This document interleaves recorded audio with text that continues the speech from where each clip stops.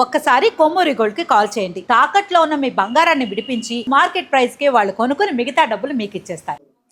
నమస్తే, welcome to మనం TV. నేను మీ చార్మి. ఇప్పుడు సంక్రాంతి రాబోతుంది. సంక్రాంతి సీజన్కి సంబంధించి ఇటు మాంజాలు అదే విధంగా పతంగిలు ఎగరేస్తూ ఉంటారు. ప్రతి ఒక్కరి ఇంట్లో పతంగిలు కనిపిస్తూ ఉంటాయి, మాంజాలు కనిపిస్తూ ఉంటాయి. కానీ ఈ రోజు ఒక దారుణం జరిగింది. అదేమిటి అంటే, ఓ అబ్బాయికి సంబంధించి అటు వెళ్తున్న క్రమంలో ఆయనకి ఓ మాంజా మెడకి చుట్టుకొని ఆయన మెడ కట్టవడం జరిగింది. ఇది మేడ్చల్లోని కీసర దగ్గర జరిగింది. ఇలాంటి ఘటనలు గత కొన్ని సంవత్సరాలుగా ఎన్నో జరుగుతూ ఉన్నాయి. దానికి గల మెయిన్ కారణం ఏంటి అంటే ఈ చైనా మాంజలు. ఈ చైనా మాంజలకు సంబంధించి వాటిళ్లలో వాడే దారం చాలా స్ట్రాంగ్గా ఉంటుంది. ఇటు మనుషుల ప్రాణాలే కాకుండా కంప్లీట్గా మన జీవనానికి సంబంధించి మన లైఫ్ని కూడా లీడ్ చేసేటువంటి పక్షులు, అదేవిధంగా చిన్న చిన్న పీజియన్స్, పిచ్చుకలు, అవన్నీ పిచ్చుకలతో ఎప్పుడో మాయమైపోయినాయి. అండ్ పీజియన్స్కి సంబంధించి మనం ఎన్నో రోడ్ల మీద పడిపోయి ఉండడం చూస్తాం. కానీ గవర్నమెంట్లు ఇప్పటికే చాలాసార్లు చైనా మాంజలు వాడకుర్రి అని చెప్పినప్పటికీ కూడా మనకు అది శవన పడదాయి. పెడశవన పెట్టేందుకు మనం రెడీగా ఉంటాం. ఇప్పటికీ కూడా కొన్ని ప్రాంతాలలో, నాట్ ఓన్లీ అంటే హైదరాబాద్ అనే కాకుండా ఆంధ్రప్రదేశ్లో కానీ ఏడైనా సరే ఇటువంటి ఇన్సిడెంట్స్ మనం గత కొన్ని సంవత్సరాల కిందట చూసుకుంటే ఓ మనిషి చచ్చిపోయింది కూడా. అట్లా చెప్పుకుంటా పోతే చాలామందికి చేతులకు కానివ్వండి, ముక్కులకు కానివ్వండి, ఐస్, మూతులు, చాలామందికి నడి రోడ్డు మీద పోతున్నప్పుడు బండ్ల మీద పోతుంటే పీకలు కట్ అయిపోయి ఉంటాయి. అది మళ్ళీ ఇట్లా మెడలు కట్ అయిపోతాయి, ఈ మన లిప్స్ మీద కట్ అవుతూ ఉంటాయి.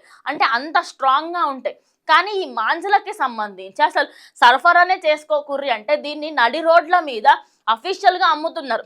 ఇంకోటి, ఇండియన్ మాంజాలకి దానికి గల తేడా ఏంటంటే, ఇండియన్ మాంజాలు గట్టి కొడితే ఇట్లా ఇరిగిపోతాయి.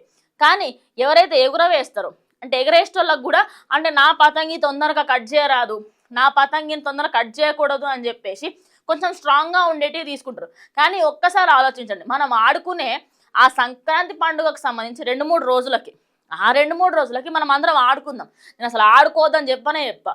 ఎందుకంటే మన పండుగలకి అపోజిస్టులు చాలామందే ఉంటారు. కానీ ఇప్పుడు ఈ పండుగకు సంబంధించి ఎవరెవరైతే మాంజాలు కొంటున్నారో, ఇది చైనా మాంజా అయితే నాకు ఇవ్వకు, నాకు ఇండియన్ మాంజానే ఇవ్వు, నాకు మంచి మాంజా ఇవ్వు, తొందరగా తెగిపోయినా పర్వాలేదు అని అనుకోండి. ఎందుకంటే ఇది ఒక ఎంటర్టైన్మెంట్. కానీ దీనికి సంబంధించి ప్రాణాలు పోయేలాగా ఉంటే దాన్ని ఎంటర్టైన్మెంట్లా కన్సిడర్ చేయకూడదు.